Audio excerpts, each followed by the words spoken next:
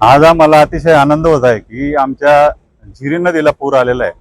त्याचं श्रेय म्हणजे माननीय नामदार महोदयांना जातं. कारण त्यांनी जर हे पोकलँड वगैरे मशीन दिलं नसतं तर आमचं हे कार्य पूर्ण झालं नसतं. आता आम्ही हे साधारणतः 2 किलोमीटर पर्यंत खोलीकरण केलेलं आहे कपाटपर्यंत. त्याच्यात 4 शिवारांचा फायदा झाला. वंजारी, कपाट, निमखेडा, जुरखेडा. त्याच्यात आम्हाला महत्वाचं म्हणजे पिण्याच्या पाण्याचं नव्हतं काहीच. पण जर मार्च एप्रिल मध्ये आमची विहीर आटणारी जून पर्यंत तरी चालू होती. पण आता भविष्यात राहिलं नसतं जर हे खोलीकरण झालं नसतं तर आम्हाला पिण्याची समस्या खूप जाणवली असती. त्यामुळे आम्ही माननीय नामदार महोदयांचे व प्रताप भाऊंचे खूप खूप आभारी आहोत. सर्व ग्रामस्थांतर्फे मी आभार मानतो सर. पहिल्याच पावसामध्ये झालेलं आहे आणि आम्हाला आठवत नाही ही गोष्ट, कारण हे पहिल्या पावसामध्ये कधी नदी भरली नाही आतापर्यंत. जेव्हापासून आता हे खोलीकरण असो किंवा नाही झालेली असो तरी सुद्धा आतापर्यंत असं घडलेलं नाही. आता हे पहिल्यांदाच खोलीकरण झालं आणि त्याच्यातही पहिल्याच पावसामध्ये एवढं भरलेलं आहे ते.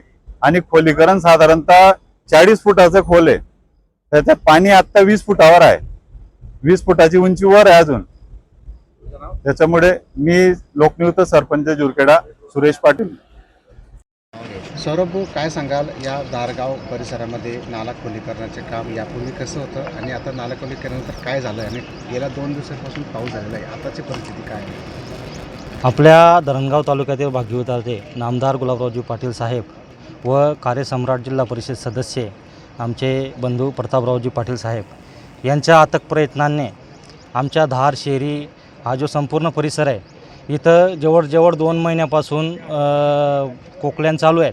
2 ते 3 महिन्यापासून जवळजवळ कोकल्यान चालू आहेत आणि रात्रंदिवस काम करून जसे आमचे नाले आज जमीन सपाटी लेवलला होते तर त्यांची जवळपास डायरेक्ट नदी झालेली आहे.